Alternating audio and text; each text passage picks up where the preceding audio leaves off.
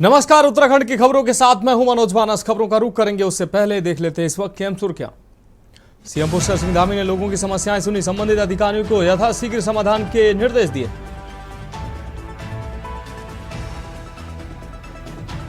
उत्तराखंड में नजूल भूमि की फ्री होल्ड पर लगी रोक, हजारों लोगों को लगा झटका। विवादों में रहा नजूल भूमि के फ्री होल्ड का मामला।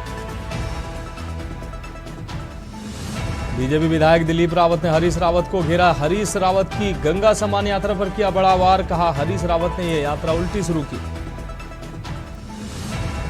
कुंभ 2027 की तैयारियों को लेकर एक्शन मोड में प्रशासन। डीएम ने किया सड़क मार्गों का निरीक्षण, यातायात व्यवस्थाओं को सुचारू करने के हो रहे हैं प्रयास। हेट स्पीच केस में जितेंद्र नारायण बरी, अपनी वसीयत में 3 हिंदू मित्रों को दिया अंतिम संस्कार का अधिकार। श्रीनगर बेस अस्पताल में शुरू हुई कार्डियो ओपीडी, मरीजों को अब शहरों का नहीं करना होगा रुख। आप देख रहे हैं के न्यूज, खबरों का सारथी। और अब खबरें विस्तार से। अहम खबर से बुलेटिन की शुरुआत करते हैं। लक्सर से अहम खबर, सत्संग से लौट रहे व्यक्ति की हत्या की गई है। धारदार हथियार से हमला कर हत्या की गई। लक्सर के इस्माइलपुर गांव के पास हत्या को अंजाम दिया गया। दिन दहाड़े हत्या से सनसनी का माहौल बन गया। ओमपुर निवासी सुखबीर की हत्या की गई है।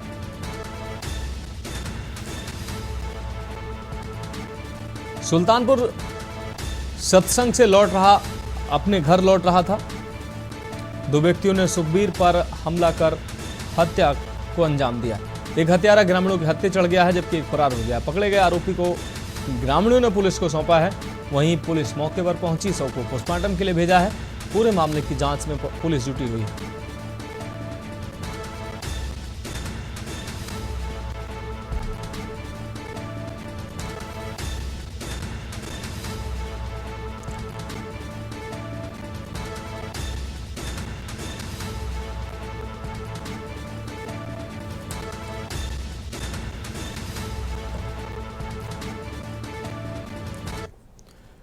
अगली खबर का रुख करेंगे। खबर देहरादून से, जहां चारधाम यात्रा को अब महज 10 दिनों का समय शेष बचा। ऐसे में कांग्रेस ने सरकार की चारधाम की तैयारियों को लेकर कुछ प्रश्न खड़े किए हैं। कांग्रेस के वरिष्ठ उपाध्यक्ष सूर्यकांत धस्माना ने प्रेस वार्ता के माध्यम से सरकार से सवाल पूछे हैं।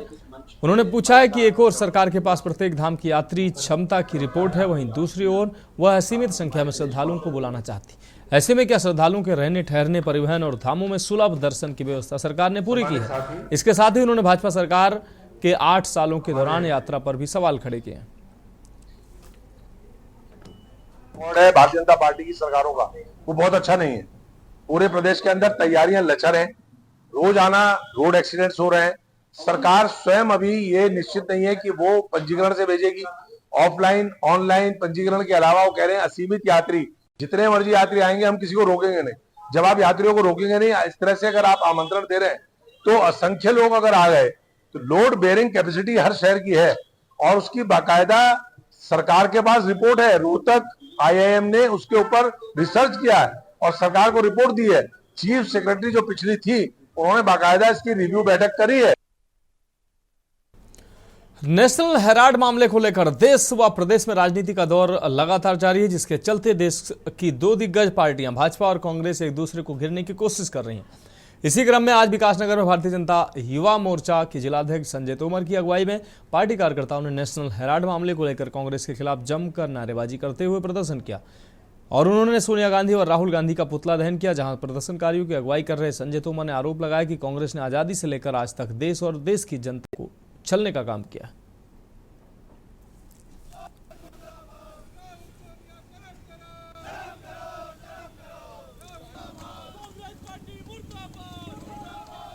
आपको विदित कराना चाहता हूं कि आज भारतीय जनता युवा मोर्चा एवं भाजपा कार्यकर्ताओं द्वारा पहाड़ी गली चौक विकासनगर में नेशनल हेराल्ड जो घोटाला है, जो एक साप्ताहिक अखबार नेहरू जी के माध्यम से 1938 में शुरू किया गया था, उस घोटाले के संलिप्त में राहुल गांधी, सोनिया गांधी परिवार का जो नाम आया है, उसके खिलाफ युवा मोर्चा द्वारा प्रदर्शन किया गया है। और ये प्रदर्शन भारतीय जनता युवा मोर्चा द्वारा कांग्रेस की भ्रष्ट और सरकार विरोधी नीतियों के खिलाफ है। देखने में आता है कि मात्र जिस प्रकार से 50 लाख रुपए से नेहरू परिवार ने जो एजीएल कंपनी को खरीदा, और जिस एजीएल कंपनी का 2008 में क्राइसिस, जब कंट्री क्राइसिस चल रहा था, उस समय आर्थिक मंदी के समय बंद हुआ, तो मात्र 50 लाख रुपए टोकन से उस कंपनी को खरीदा जाता है और उसके एवज में 2000 करोड़ संपत्ति का अधिग्रहण करा जाता है, जो कि देश की न्याय व्यवस्था और आम जनमानस का धोखा है। अगली खबर डोईवाला से, जहां शराब की दुकानों को जंगलात में शिफ्ट करने को लेकर बड़कोट के ग्रामीणों का विरोध लगातार जारी है। रानी पोखरी थाना क्षेत्र की बड़कोट ग्राम पंचायत के बीरपुर दांडी गांव में जंगलात के पास शराब की दुकानों को शिफ्ट करने की कोशिश की जा रही है, जिससे ग्रामीण किसी भी सूरत में बर्दाश्त नहीं करेंगे। रविवार को भी गांव के लोगों ने विरोध प्रदर्शन किया। शासन प्रशासन को अल्टीमेटम दी और कहा कि अगर जंगल में शराब की दुकान शिफ्ट की गई तो फिर उग्र आंदोलन होगा। सामाजिक कार्यकर्ता बड़कोट सुनील भट्ट के साथ तमाम ग्रामीण महिलाओं ने आंदोलन में भाग लिया और प्रशासन के खिलाफ नारेबाजी की। सोमवार को डीएम देहरादून से मुलाकात कर गांव में लोग ज्ञापन देकर गांव के जंगल में खुलने वाले शराब ठेके को निरस्त करने की मांग करेंगे। हम इससे नाराज हैं कि हमारे यहाँ क्षेत्र में जो ये शराब का ठेका खुल रहा, इससे बहुत नाराज हैं। हमारे बच्चों के भविष्य के लिए आगे बहुत खतरा है। यहाँ पे महिलाएं आती हैं, यहाँ पे महिलाएं आते हैं। हमारा जंगल है, हमें लकड़ी घास के लिए सब कुछ जाना पड़ता है, कभी अकेला भी जाना पड़ता है, इसलिए हमें बहुत डर है। यहाँ पे हमारे क्षेत्र में ये नशा वाली चीज होनी नहीं चाहिए, क्योंकि ये नशा वाली चीज होगी तो हमारे आगे बच्चों की भी भविष्य पीढ़ी तक बहुत बर्बादी हो जाएगी, माहौल ही खराब हो जाएगा। शुरुआती दौर चल रहा है कि आपने देखा, पहले भी देखा, 3-4 दिन हो गए। अगर अभी भी शासन प्रशासन ने इस पर कोई एक्शन नहीं लिया, उसमें नहीं आते हैं, कुछ नहीं होते, तो अभी तो ये बहुत ही छोटा आंदोलन है। इसके बाद जो आंदोलन होगा, पूरे ग्रामीण कम से 4-5 हज़ार ग्राम सभावासी यहाँ पर जो आंदोलन करेंगे।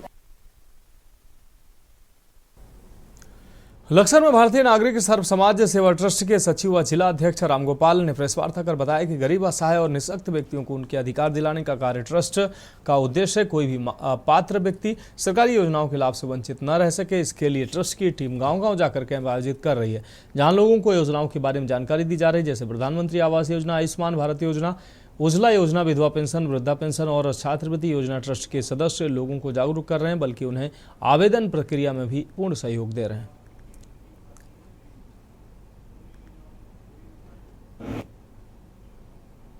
भारतीय नागरिक सेवा समाज सेवा ट्रस्ट के मैं मिंटू कश्यप सचिव, मैं यही सबको बताना चाहता हूँ, जितनी सारी योजनाएं सरकार, केंद्र सरकार की चल रही है, वे गांव-गांव तक नहीं पहुंच पा रही है, क्योंकि कुछ जगह शिक्षा का अभाव है, कुछ लोग पढ़े लिखे नहीं है, गरीब लोग हैं, उनके पास नेट सुविधा नहीं है, तो इसलिए लोगों तक में योजना पहुंच नहीं पा रही है।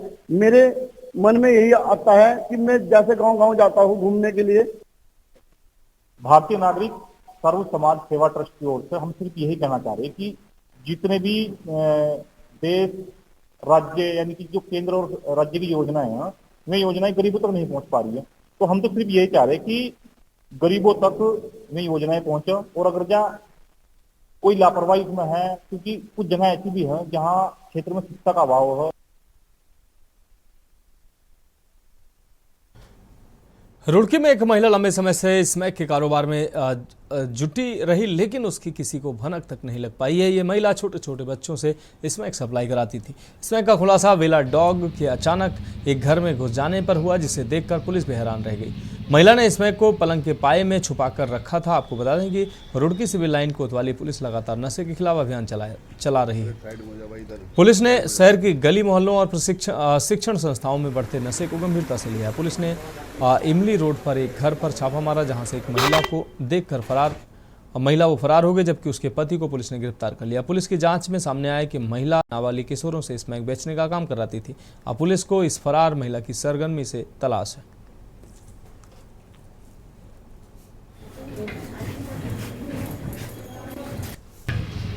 की महिला है जो सोरदी मोहल्ले में रहती है, और काफी समय से ये इस ऑर्गेनाइज क्राइम के नेटवर्क में थी और नाबालिग बच्चों से स्मैक बिकवाती थी, क्योंकि नाबालिग बच्चों को अरेस्ट करना और उन पे मुकदमा चलाना कठिन होता है। इस वजह से ये इस लूप होल का फायदा उठा के स्मैक बेचती थी, और काफी दिनों से पुलिस इसको ढूंढ भी रही थी और कोशिश भी कर रही थी, कई बार दबिश मारी, लेकिन कुछ मिला नहीं। इस बार मुखबिर सूचना पे हमने कार्रवाई करी और इसके घर पे दबिश मारी तो हमें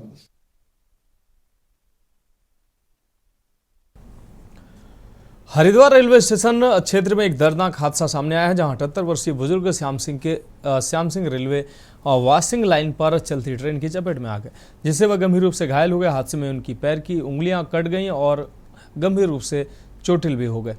घटना के बाद मौके पर अफरा तफरी मच गई। स्थानीय लोगों ने फौरन 108 एम्बुलेंस को सूचना दी, जिसके बाद एम्बुलेंस स्टाफ साकिर और पायलट संतराम ने त्वरित कार्रवाई करते हुए बुजुर्ग घायल को अस्पताल पहुंचाया। फिलहाल उनकी हालत नाजुक बनी हुई है।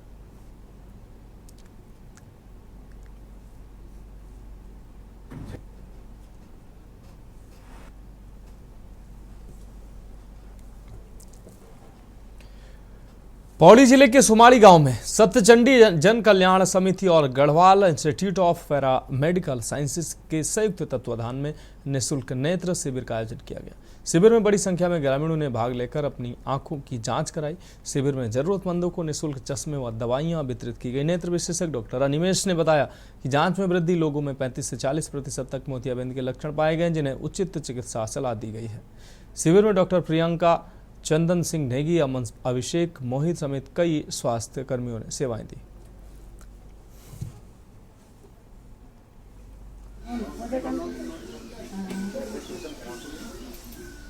हमारे Garhwal institute of paramedical sciences and हमारे सत्यचंडी जन कल्याण समिति के द्वारा वहाँ के प्रधान के साथ, सुमाड़ी के प्रधान के साथ कांटेक्ट किया गया था एंड उनसे एक परमिशन ली गई थी कि हाँ यहाँ पे हम आई कैम्प करना चाहते। तो ये एक जन कल्याण समिति के जन कल्याण के लिए था चीज़ें।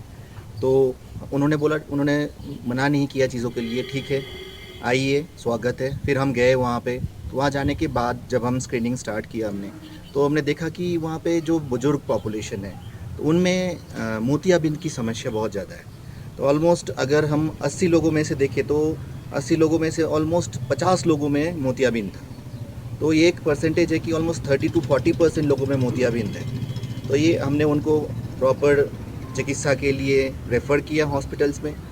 देखिए भाई साहब, वो GIPS Garhwal institute of paramedical science I camp के लिए जगह सुदूर गांव में भी कैंप लगाया जा रहा है और इसके लिए हम विशेष आभार व्यक्त करते हैं पौड़ी की CMO डॉक्टर पारुल गोयल जी का, कि उन्होंने बिल्कुल इन शॉर्ट टाइम में मुश्किल से 1 दिन में ही उन्होंने हमें अनुमति दी।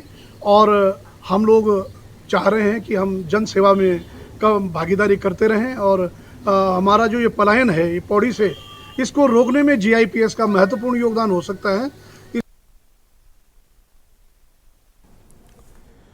उत्तराखंड शासन नगरीय फेरी नीति नियमावली के नियम अनुसार फेरी समिति की बैठक के निर्णय को लागू करते समय हर नगर निगम प्रशासन द्वारा रेडी पटरी के स्ट्रीट वेंडर्स व बेंडिंग जोन के स्ट्रीट वेंडर्स लाभार्थियों को फेरी व्यवसाय प्रमाण पत्र व लाइसेंस हरिद्वार मेयर किरण जैसल द्वारा मुहैया कराए गए हैं।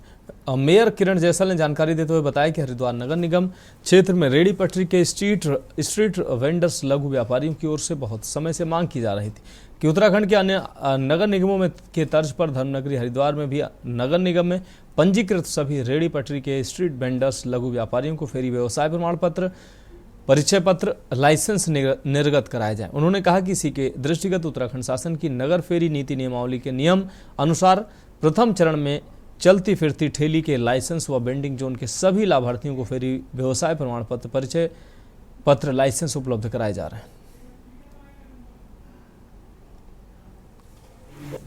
ऐसा है, हमारे हरिद्वार में यातायात की बहुत ही मतलब असुविधा है। ये रेडी पटरी वालों का ज़्यादा ही मतलब यातायात के सड़कों ज़्यादा फैलाव रहता है, जिससे यातायात में हमें बहुत असुविधा होती है। बाहर से यात्री आते हैं तो उसमें बहुत असुविधा होती है। तो हमने आज निगम के द्वारा ये प्रस्ताव रखा गया था, इसमें जो संजय चोपड़ा जी हैं उनके द्वारा इस प्रक्रिया को शुरू किया गया था और हमारे संज्ञान में लाए। तो हमने रेडी पटरी वालों को आज लाइसेंस बांटे हैं, जिससे कि हमारी यातायात व्यवस्था में कोई मतलब वो कोई परेशानी मत हो। और जो हमारे और जो एक्स्ट्रा जो रेडी पटरी वाले होते हैं उनको मतलब हम इस चीज़ पे रोक लगाई जाए। अरसे से मैं स्ट्रीट वेंडर को लीगलाइज करने के लिए लड़ाई लड़ रहा हूँ कि रेडी पटरी का जो स्ट्रीट वेंडर है उसको संविधान का अधिकार मिलना चाहिए, और क्योंकि वो भी एक स्वरोजगारी है, अपने परिवार का पालन पोषण करता है, फुटपाथ पर कारोबार कर, खूब मेहनत करता है, खूब मेहनत के बाद में अपने परिवार का पालन पोषण करता है। ऐसी स्थिति में उसको किसी प्रकार का सरकार का कोई संरक्षण नहीं मिलता है। तो ये प्रक्रिया सभी नगर निगमों में है, लेकिन हरिद्वार नगर निगम में, अगर नगर निगम में ये व्यवस्था नहीं थी तो आज हमने जो है मेयर से जो है इसका शुभारंभ कराया है। तमाम रेडी पटरी वालों को आज वितरित किए गए हैं, मुहैया कराए गए हैं। आने वाले दिन में ये लाइसेंस देखेंगे, ये जैसे वेंडिंग जोन का लाइसेंस है, इस वेंडिंग जोन के लाइसेंस में स्पष्ट रूप से लिखा हुआ है प्रथम वेंडिंग जोन 7200 रुपये इसकी साल भर की फीस है। रुक करेंगे अगली अहम खबर का। 2027 की तैयारियों को लेकर हरिद्वार प्रशासन मोड में है। कुंभ मेले को सुरक्षित बनाने की तैयारियों में जिला प्रशासन पूरी ताकत से जुट गया है। जिलाधिकारी कामेंद्र सिंह ने यातायात व्यवस्था को सुचारू बनाने के लिए सिडकुल से शिवनगर, रानीपुर, झाल, पुरानी गंगनहर, पतंजलि, सुभाषगढ़ व फेरूपुर तक विभिन्न मार्गों का स्थलीय निरीक्षण किया। निरीक्षण के दौरान डीएम ने संबंधित अधिकारियों को सभी निर्माण कार्यों को समयबद्धता और गुण के साथ पूरा करने के निर्देश दिए। मौके पर अधीक्षण अभियंता डीवी सिंह, एसडीएम अजयवीर सिंह, अधिशासी अभियंता दीपक कुमार व कीर्तिबंधन सिंह नेगी समेत अन्य अधिकारी मौजूद रहे।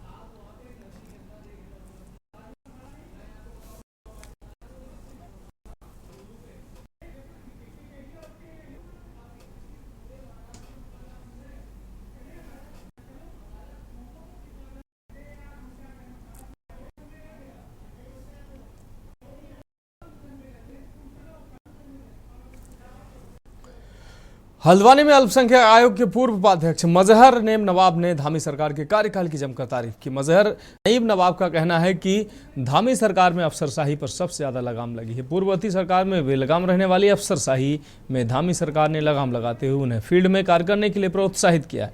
उन्होंने कहा कि आज कुमाऊं हो या जिलाधिकारी से लेकर उप जिलाधिकारी तक सभी अधिकारी सुबह से शाम तक फील्ड में जाकर जनता की समस्याओं के समाधान कर रहे हैं। मजहर नईम नवाब ने कहा कि ये धामी सरकार आम जनता की समस्याओं को हल करने के लिए दिन रात काम कर रही है।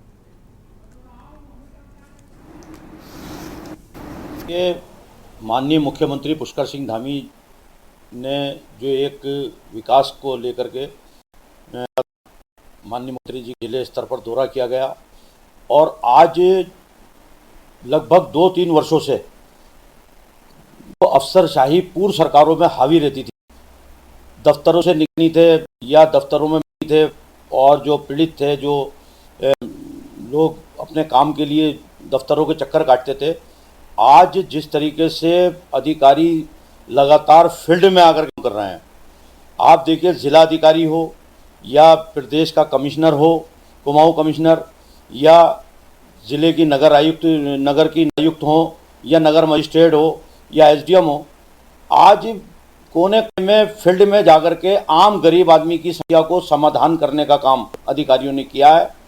जो भी समस्या है, चाहे सड़क की समस्या हो या मूलभूत सुविधाओं के लेकर के राशन की व्यवस्था हो। खबरों में फिलहाल वक्त एक ब्रेक का है, जल्द हाजिर होंगे। आप देख रहे हैं के न्यूज़, खबरों का सारथी। विमल में गुलिस्तां की ये कुछ लजीज फरिश्ते, जब साथ घुले तो जी ललचाए और दिल कहे कि स्वाद की इस जुबां में खुद को ऐसा डुबाऊं कि निकल ना पाऊं। विमल की जुबान कुछ है ही ऐसी, मानते हैं ना? विमल, बोलो जुबां केसरी। आप देखते हैं के खबरों का सारथी। ब्रेक के बाद उत्तराखंड की खबरों में एक बार फिर आपका स्वागत है। बढ़ेंगे अगली देवभूमि उत्तराखंड की फिल्म अभिनेत्री उर्वशी रौतेला के विवादित बयान से उत्तराखंड पर फिर भूचाल आता नजर आ रहा है। आपको बता दें, जहां एक और पंडा पुरोहित उनके बयान का विरोध कर रहे हैं, वहीं पंडा पुरोहितों ने आज पुलिस प्रशासन को उनके विवादित बयान पर ज्ञापन भी दिया है। वहीं भाजपा प्रवक्ता सुनीता विद्यार्थी का कहना है कि उर्वशी देवी के मंदिर को उर्वशी रौतेला अपने आप पर डेडिकेटेड जिस प्रकार से कह रही हैं, ऐसे गलत कृत्य पर उनको माफी मांगनी चाहिए, और प्रदेश के पंडा पुरोहित जिस प्रकार से विरोध कर रहे हैं उनसे माफी मांगनी चाहिए। बहुत ही, और तो कल लिखा उसमें, मैं कहा देवी गुण कौन सा है?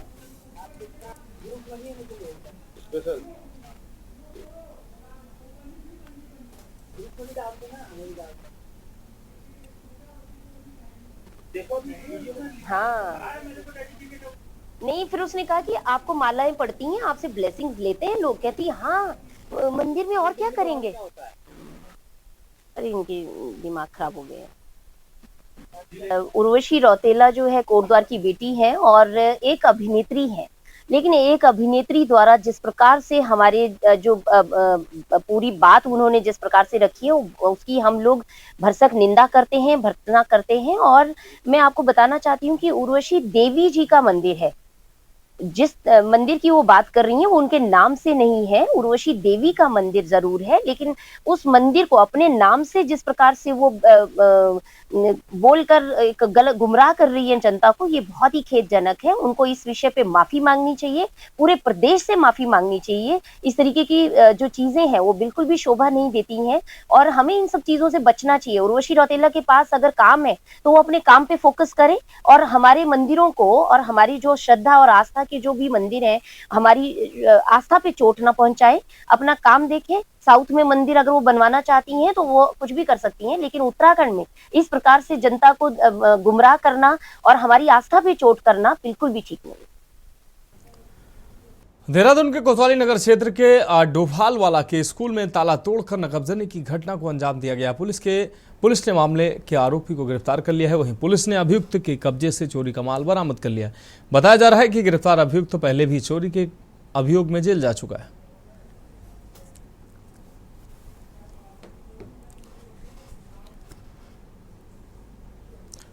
तो फिलहाल उत्तराखंड की खबरों में अभी के लिए मेरे साथ इतना ही। मुझे दीजिए इजाजत और आप देखते रहिए के न्यूज इंडिया। आप देख रहे हैं के न्यूज, खबरों का सारथी।